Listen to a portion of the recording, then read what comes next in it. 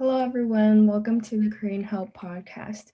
Korean Help is a set of initiatives helping the Korean American community in the greater New York City area. To learn more about us, please visit koreanhelp.org. My name is Michelle, and I am part of the networking and navigating team for Korean Help. Hi, I'm Yunho. I'm the program coordinator for Korean Help. And I'm JD, the advisor to Korean Help. So just to start off, I thought it'd be interesting to talk about the recent cover for The New Yorker. JD, can you please give a visual of the cover? Yes, sure. Thank you. So 2 days ago, the artist R. Kikuo Johnson, who is half Asian American, illustrated the cover for The New Yorker. And as you see in the picture, it's a photo of a mom and a daughter holding hands waiting on a subway platform. And they're looking around, waiting for a train, and you could tell that they're fearful of their surroundings. So he obviously did this to target the issue of the impact of hate crimes, especially on the psychological impact on Asian Americans. And the illustrator was really able to capture their fearful yet vigilant body language and their anxious expressions in public, like in public transportation. And he stated that he worked a lot on the mother's feet and her eyebrows to capture their emotions, especially as women who have been recently targeted.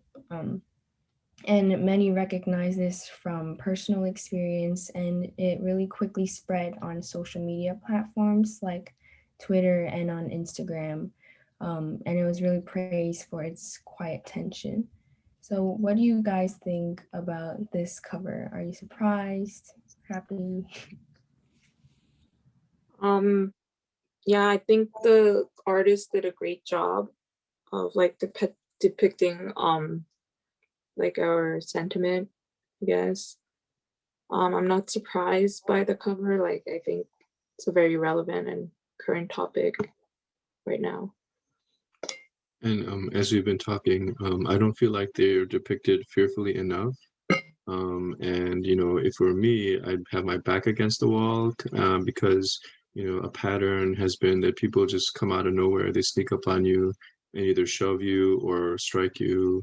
And especially if you have a young child with you, I think just the sheer number of the attacks now would warrant stronger fearful depiction. I think even. Yeah, I think it's just great to have this on a cover where a lot of New Yorkers see it, and it really means a lot to be voiced this way. Um, and do you guys feel like it represents the current state of things? Yeah, I think it does. Um, there's like a lot of fear between like my friends and family at least, like about public transportation.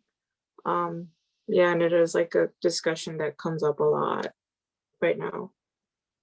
Yeah, my office used to be in Manhattan, and my son used to go to school every day in Manhattan. Now it feels like this foreign territory. I don't, I feel very uncertain about even, visiting there now for the time being. Yeah, Yeah, like I don't feel scared, and like I don't like feel scared like when I'm with my friends, but then like I'm very fearful about like my parents or like my friends' parents, um, like being out and about. Yeah. yeah. I went to the city for the first time in a while yesterday, and I think more than I was, my parents were scared for me. And since a lot have been attacks on like more elderly people, um, it's scarier. And also, like, I know my friends, her parents were like scared, and it's important to like kind of move as a group. I think that would help you feel more secure. At least for me, it did. Um, yeah, and as I said before, there are a lot of celebrities and people who have a following on Twitter or other social media accounts who shared it. So I think that's amazing for more people to see. Well, moving on, can you talk about Biden and his initiatives? Yeah, so yesterday President Biden announced new initiatives tackling the recent anti-Asian bias and violence. So it will reinstate the White House initiative on Asian Americans and Pacific Islanders, which was originally established by Clinton. And this initiative, it'll include coordination between federal agencies to address anti-Asian bias and violence, a Justice Department initiative to address hate crimes, a COVID-19 equity task force to address xenophobia against Asians, and like a $50 million program for AAPI survivors of domestic and sexual assault. Biden will also appoint a permanent director to lead these initiatives. Yeah, so I know we like previously voiced that we felt the president and VP's response to the shootings were kind of lacking. So do these initiatives kind of change how you guys feel? Well, for me, I guess more thankful that they're taking more time to focus on the Asian American community and that they're addressing it more. And also, I guess donating to survivors, since we see that leaders are doing it, maybe more people will follow in their footsteps. But I'm still skeptical, I guess, on how you could really change someone's opinion, especially if I guess they're kind of raised that way and the thoughts are drilled into their heads. Like, how can you change the way a person feels? Yeah. Personally, I feel like I feel better about these initiatives. I think, I mean, I can't completely put my finger on it logically, but, like you mentioned, some of us sort of felt like the president's response to the Atlanta shootings was just kind of intuitively somehow not enough, although it was, just fine objectively, I guess. But and so with these initiatives too, I mean, we don't know exactly what they'll do yet, right? Time will tell, but they just feel, I just intuitively, I think I feel like, a lot of effort went into it and they're comprehensive. And so yeah, I do feel better. Yeah. Yeah, it does make me feel a lot better. It looks like it looks like the type of stuff that the president should be doing. And I guess time will tell. So question I have is, do you think that Senator Tammy Duckworth has had a positive impact on how the Biden administration is handling things? I do. She's the senator from Illinois, the state where I was born. And so she had actually, she was dissatisfied with Asian representation in Joe Biden's cabinet, the way things were unfolding. So she said she even reached a trigger point that caused her to threaten to block the cabinet nominees. And she, I'll read a quick quote here because I think it's very relevant. She said, wait a minute, I love Kamala, she's my sister. She's brilliant, and she and I came to the Senate together, and she is as Asian as I am. We're both half Asian, but you would never say to the Black Caucus, you have Kamala, so there's no need to nominate any more members of the Black community to key cabinet positions. I mean, you wouldn't even say, hey, you've got a white male president. There's no need to have any more white males in the cabinet, right? So why would you say that to Asians? I think that is illustrative of the otherness in how AIPs have been treated in this country. So I think the senator is a breath of fresh air. I think her stance, did impact these initiatives a lot. I think they quite possibly would have been a lot weaker without her taking that strong position. And I kind of look forward to a lot more good stuff from her. Yeah, I think she made some great points. Yeah, I feel like Asians get like thrown that a lot, like, oh, you guys have Kamala's the vice president, so it's like all good, but like nobody would kind of say that to Black or white people. Um, yeah, and I do like really agree that it is a lot of it is about like the othering of Asian people. Yeah, And diversity never hurts. Like literally in any field, representation matters so much, and the whole point is to really benefit everyone. And yeah, there's no, it wouldn't hurt. yeah, definitely. So should I move on to the latest hate crimes in New York City that took place? Yeah. Okay, so it was reported on Monday that a Filipino American woman near Times Square was kicked repeatedly while on the ground, and there were, according to police, there were three observers in a nearby apartment or dwelling complex, and they chose not to assist her or to do anything to help her. And the building doorman in a nearby building where the attack took place, as the woman was struggling to get up, he actually shut the door on her. So I wonder, how does that make you feel about our fellow New Yorkers? It doesn't make me feel like more comfortable to trust New Yorkers, I guess. Um, yeah, I feel like I have to like kind of rely on myself better. Yeah, and I think the issue of being a bystander is also huge. Um, since he just like he saw the whole act happen and he even closed the door to I guess make it seem like he had nothing to do with it. The thought of that is pretty scary to have like no one next to you help. Yeah. So you guys sort of answered the question, but do you feel like we can rely on them? No. Mhm.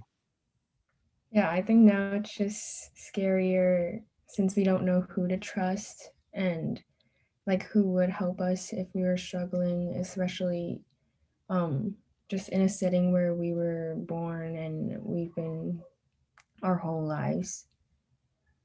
Yeah, I guess I'd say that if any of us finds ourselves in a position where we might be the victim of a hate crime, I think we shouldn't look to other people around us. We should look to either, get out of there as quickly as possible or find some other kind of measure, right?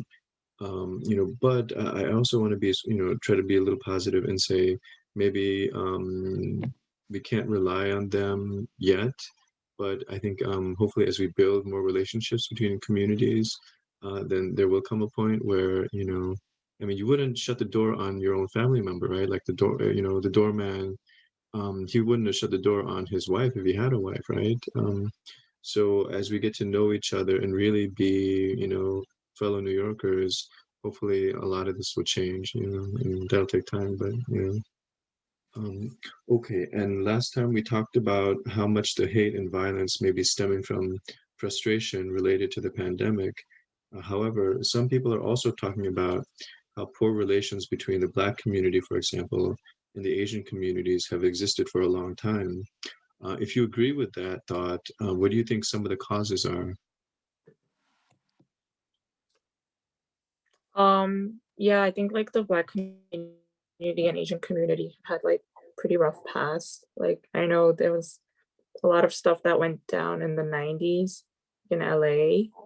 Um, I also think like there's a lot of tension because like a lot of Asian immigrants settled and had their businesses in Black communities.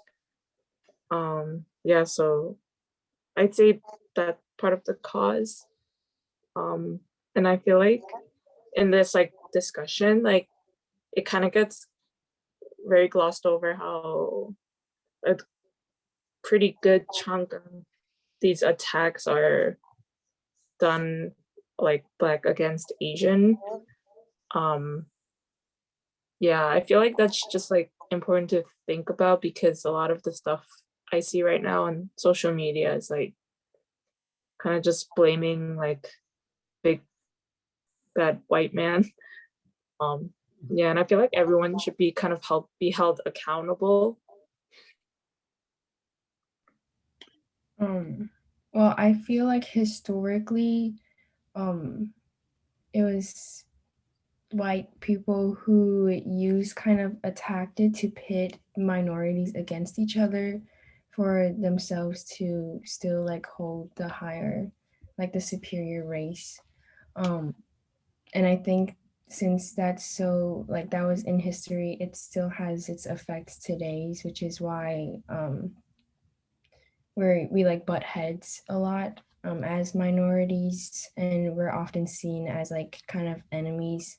But I feel like now we are like progressing a bit, and there has been more conversation of like we do notice that we are minorities and we should help each other instead of being against each other, and like we help each other rise up. I think correct me if you disagree, but I feel like all of us have seen some like older generation Korean Americans and Asian Americans be less open-minded towards like other communities, including like Black and African American communities. Have you guys seen that too? Yeah. Yeah, definitely. And I think a lot of it comes from just like in Korea, like Koreans were isolated on that peninsula for centuries, right? And we just didn't have a lot of interaction with like whatever people other than Chinese or Japanese people, right? And so I think it was I don't want to excuse it, but I think it's not surprising that happened. But but we here in New York City now, the next generation, we can do different, right? How do you guys think that that our generation can build strong relationships with other communities? Well, kind of going off of what you said about like the earlier generations, I noticed a lot during the summer, especially when Black Lives Matter was really prevalent, that a lot of us needed conversations with our parents or older generations because they weren't really sure like where to stand. But since our generation, we're so integrated and we kind of understand it a lot better, we could again open up conversations with other generations and um, join forces. Yeah, I'm pretty like optimistic about the future because I feel like a lot of young Asian Americans are pretty, progressive that way.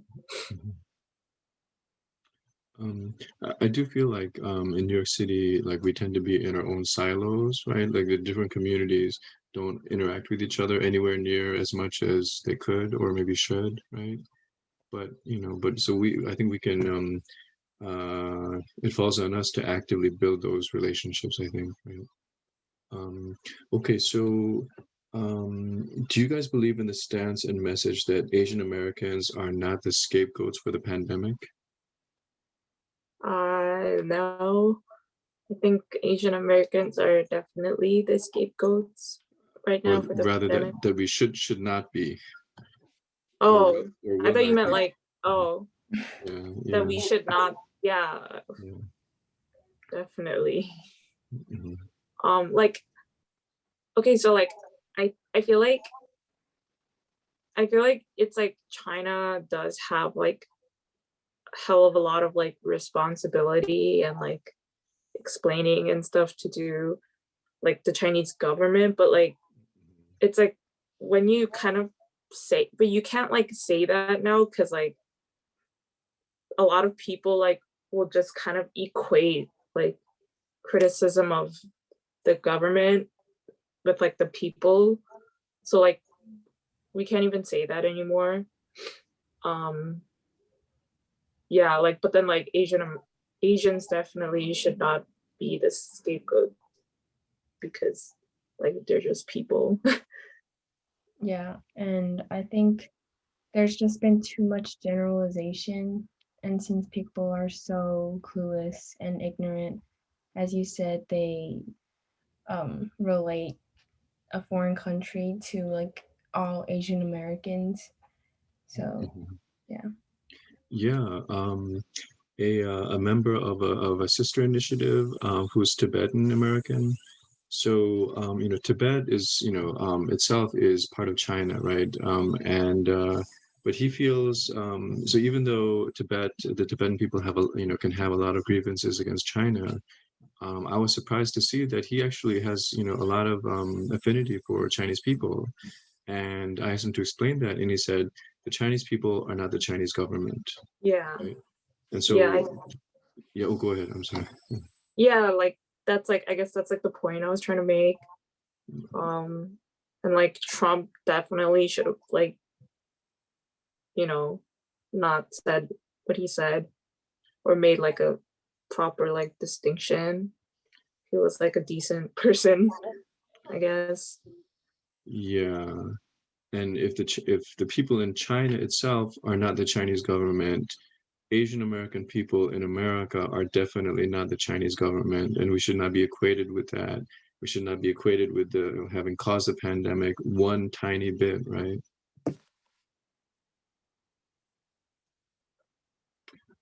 So can you guys think of any ways that we could spread the message that we refuse to be the scapegoat? Well, I feel like we've seen a lot through social media and how that's really spreading the message around. And I feel um, like a lot of people do kind of post things on their story, but not only using social media, but really, I guess, like portraying your values through your everyday actions is important, and making sure that our communities and other communities are aware of what's happening. Um, yeah. Yeah. Also like I think addressing the otherness, like this is a good time to address that about Asian Americans. Like a lot of us, like we are as much Asian as we are American. Mhm. Um yeah, I feel like that would be like a good like sentiment to have. Yeah, yeah, definitely. Okay, Michelle, I'll turn it back over to you.